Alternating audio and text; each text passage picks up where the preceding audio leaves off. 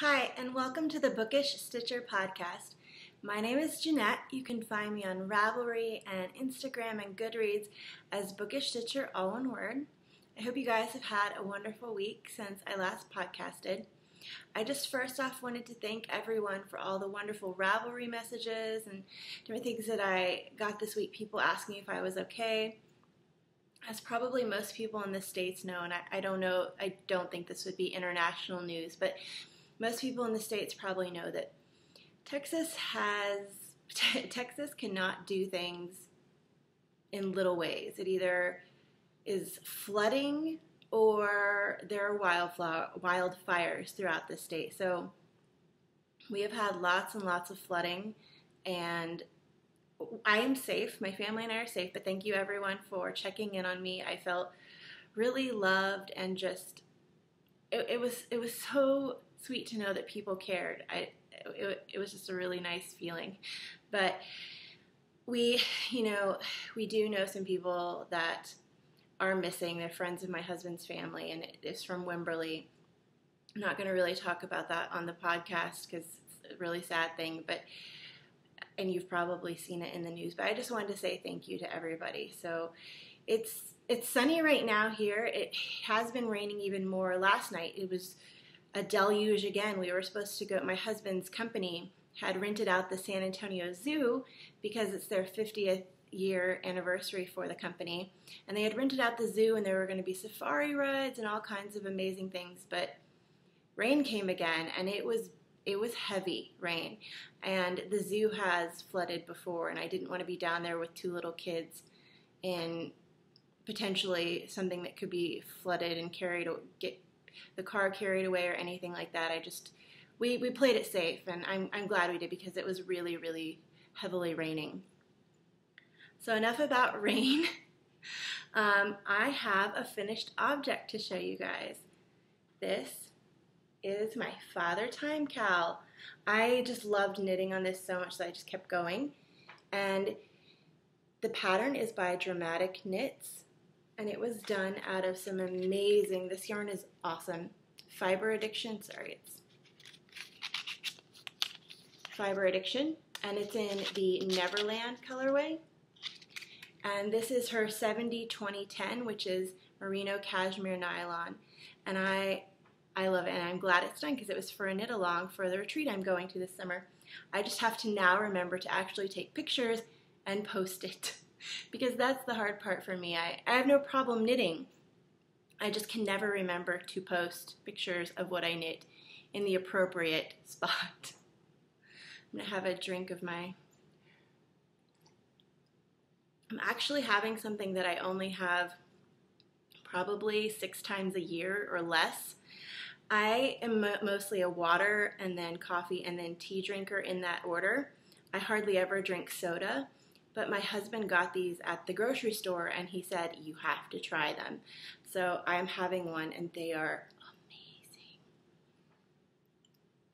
It's Delicious Boots Beverages, and it's the ultimate caramel cola, and it's really, really good, and it had a very cute story on the side of the box about the family, and it's a family-owned business, but it's delicious. If you like caramel-flavored things, it's really good.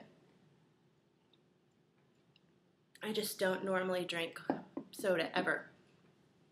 And let's see what all I've been working on. I also have a half-done object. I have a hoe, and that is my blueberry waffle socks.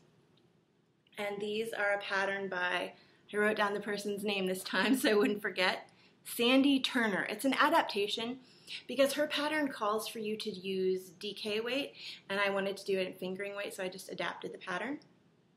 There's one done. I haven't cast on the second one, and these are out of one of my 15 oldest skeins, and it's some crazy zapper ball. And that's all the information on that. I don't know how to pronounce the German. Filderduft?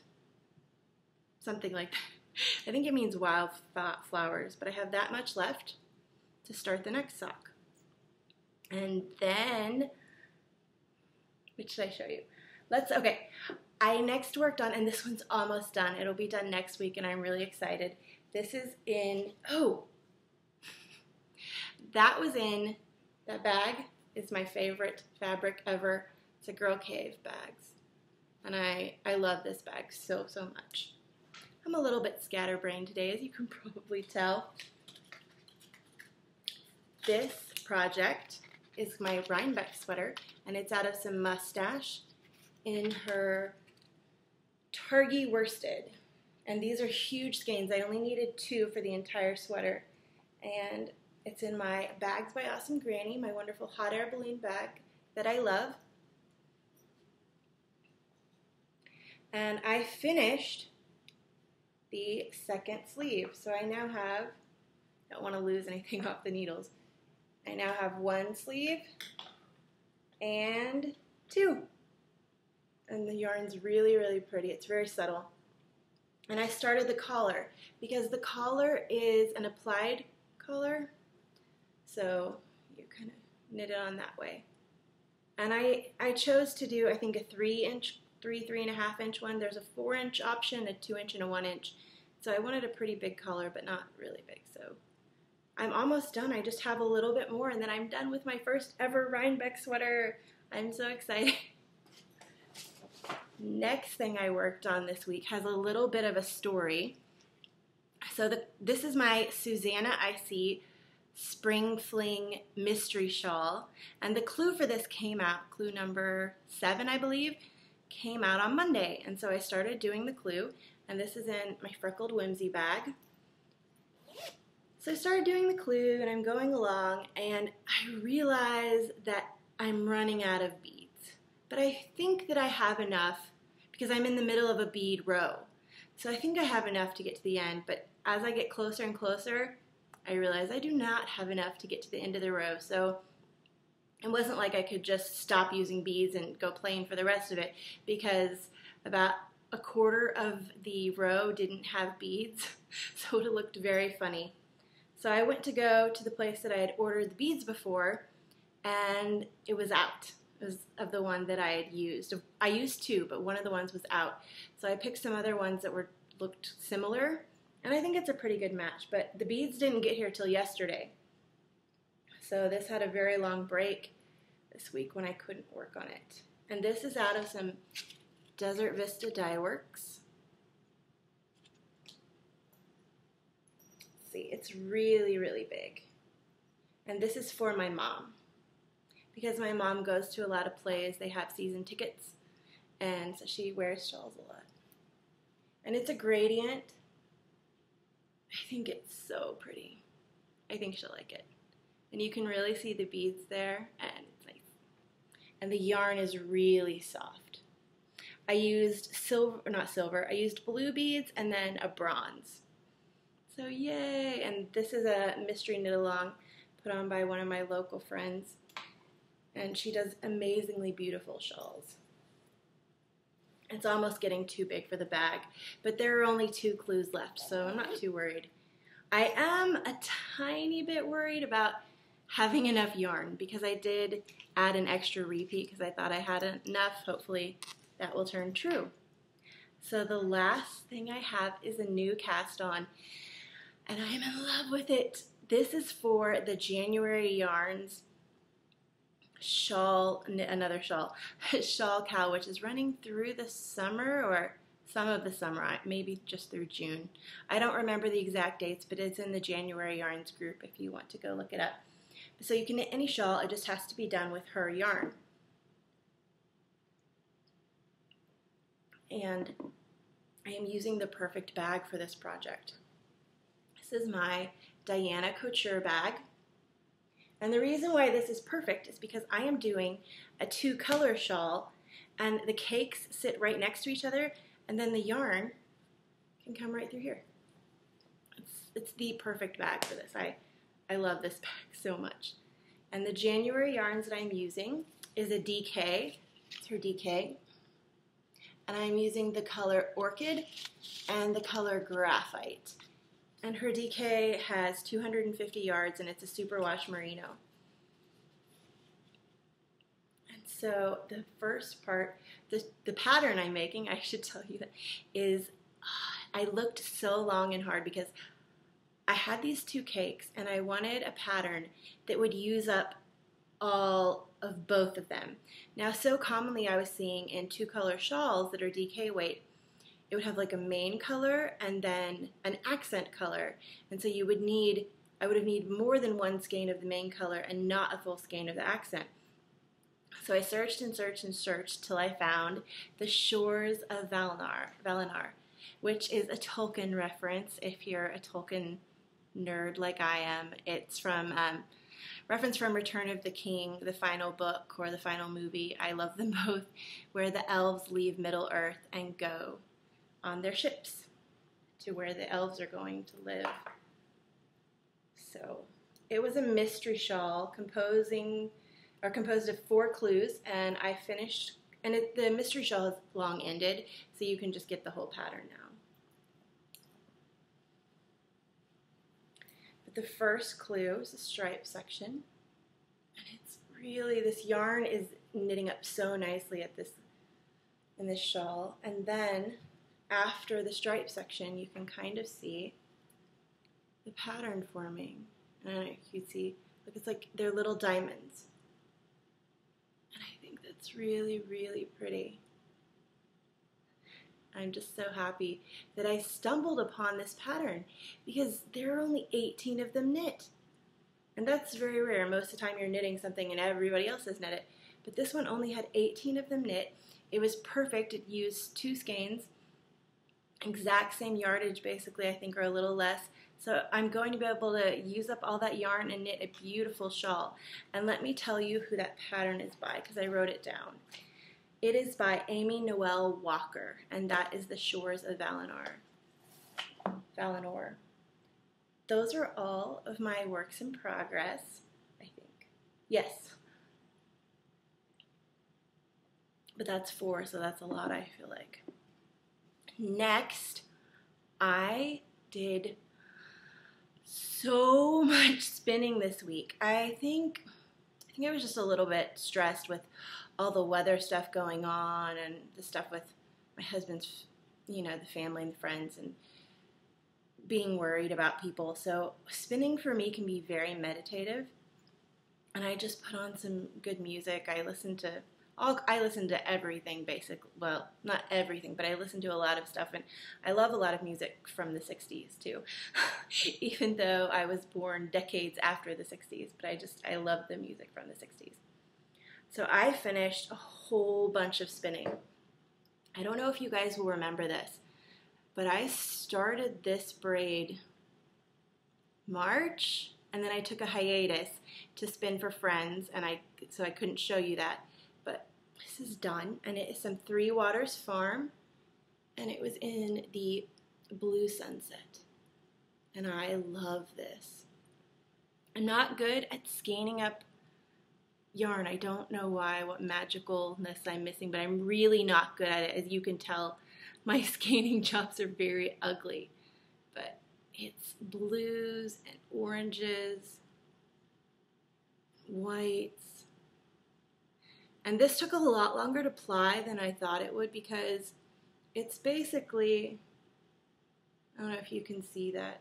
Try to pick a spot that looks pretty. It's basically a sport weight. It's not going to focus, but it's okay. It's basically a sport weight, and I got, I think, almost 200 yards. It was really sad because I always have a ton left over on the other bobbin, even though I split them right down the middle. Not a ton, but I have a significant amount left over. And I wish I could find that magical spot where you use up all on both bobbins. I'm sure that occasionally happens, but it didn't happen this time.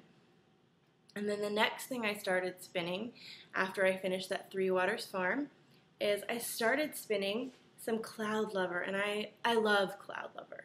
And this is Iris colorway, and it's in the some Rambouillet, because University is doing the Year of the Sheep, and May was Rambouillet, so I'm just barely getting it in there. This spun up really nicely. I'm trying to find the edge to show you guys. And this kind of reminds me of those opal smile socks that I did. See, I think it spun up really nice. It's nice and thin. It'll probably do a DK weight, I would imagine. But it reminds me of those opal smile socks with the purple and the orange, and there's some blue. So I guess I'm just really starting to like those colors, especially when they're paired together. And that is all my spinning this week, which that was a significant amount because plying took a lot longer for that than I thought. Plying normally takes me about 30 minutes. That one took 3 hours.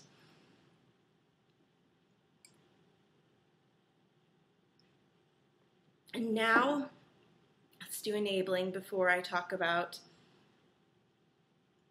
any prize drawings and stuff like that. My one enabling is my Three Waters Farm shipment came in this month. And this is so pretty. It's, if you can see, June's Glow, and it's Polesworth and Tussa Silk 60/40. I have never done something with that high of a silk content, so I'm very nervous because silk is very, very slick, at least for me. So this braid's gonna have to hold off for a really long time till I get either really good or maybe I'll gift it to somebody who's really good because I have a lot of spinner friends that are amazing.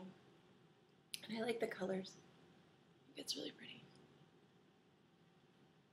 And then we had a ton of prize drawings for this episode. We had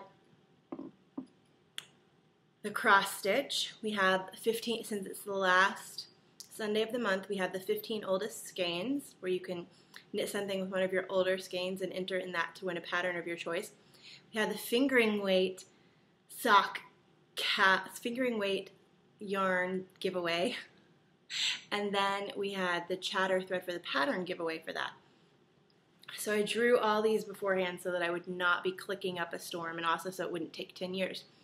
So for the 15 oldest skeins, the pattern of your choice was post number 28, and that is Captain Stitches. So just contact me when you see the podcast and tell me what pattern you want, $7 or less. And then for the cross stitch, we had one person enter on the YouTube thread, and maybe they don't have Ravelry or something, and I wasn't very clear about just on Ravelry. So I entered them as post number 1, and then we had 11 people enter on the thread for that episode, and so I did 1 through 12, and the winner was the 11th person to post, and that was Try Linda.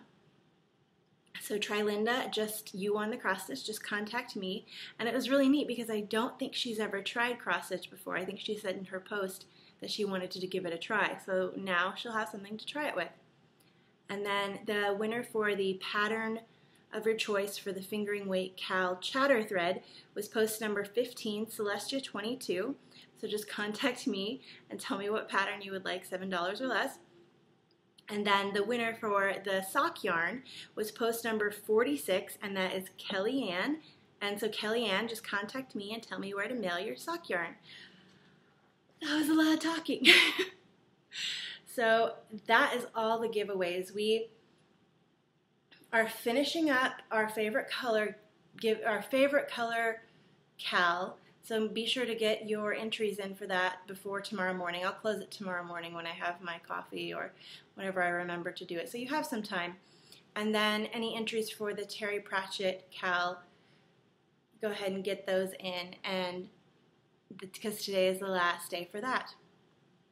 And we're going to be starting tomorrow our fingering weight cowl. So get out all your fingering weight because I know that that's something I have a ton of in my stash. So hopefully you do too, and we can get a lot of that knit up over the summer or winter if you're in other parts of the world.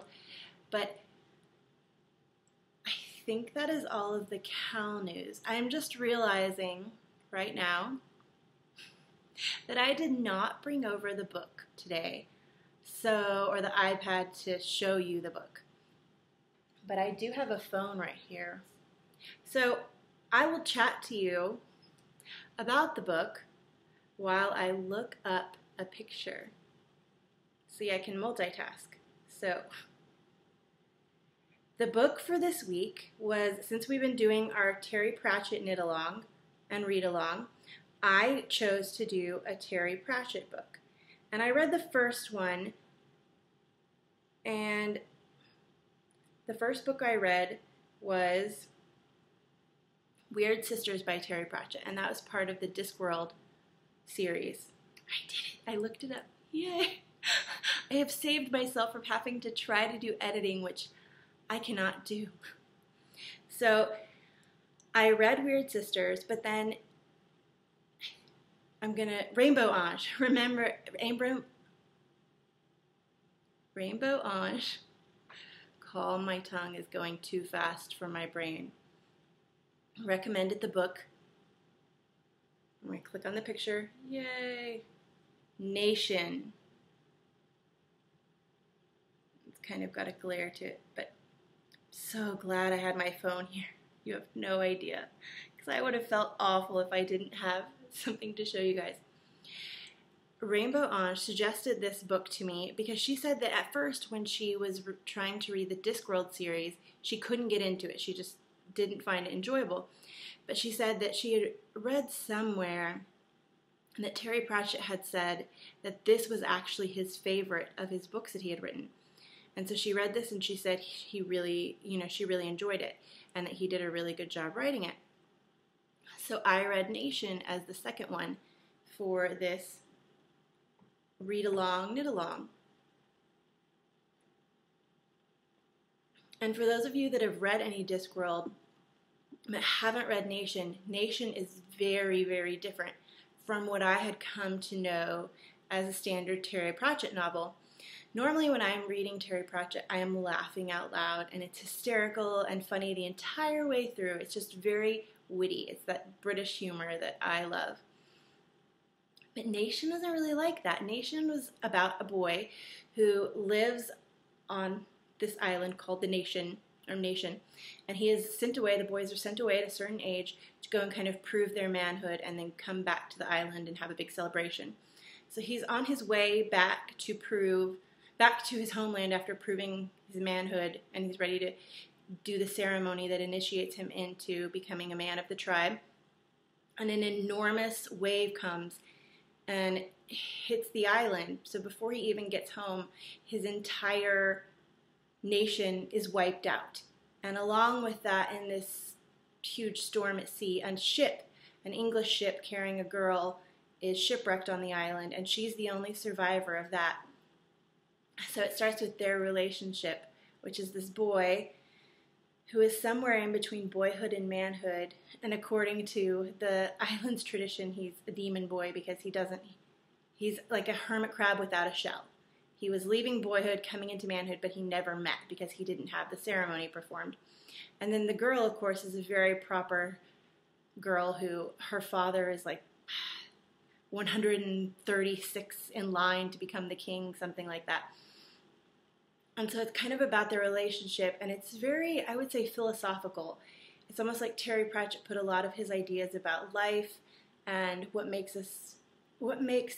good qualities as a person into this book, because there's a lot of culture clashing between, of course, the English girl and the boy from the Nation. And it's kind of them learning their way around each other, and a lot of people from other smaller islands make their way to the Nation because they have lost so much in their island, and they think that the Nation is this big place that can never be ruined, but it did. And so they all land there, and they start to make their own kind of little community, and it's a really good book. And I really, really enjoyed it. And it has lots of different elements where he's kind of fighting himself, and he's fighting what they believe is the god of death. And so he keeps telling death that death will not win. Whenever anything bad happens, when somebody gets sick, when sharks try to get him and he's in the water, he just says, does not happen. And that's his way of telling death, like, this is not happening. And he has this strong, fierce, internal resolve to make it through. And I loved that about him. And at the very end of the book, when it's kind of wrapping everything up, there was some typical Terry Pratchett humor, which made me smile to see that he had put that in there. But I enjoyed this book a lot, so thank you for recommending it, and let me show it to you again. It is Nation by Terry Pratchett. So if you've read Discworld and you didn't like them, you could try checking this out. Or if you've read Discworld but you're interested in seeing another side to Terry Pratchett, I would say definitely go check out this book. It was very good and I enjoyed it a lot. So I think that's everything. My scatterbrain probably forgot something, but that's okay because I will be seeing you again next week, and if I did, I can just mention it then. So hopefully I'll be seeing you next week with a finished Rhinebeck sweater. Fingers crossed.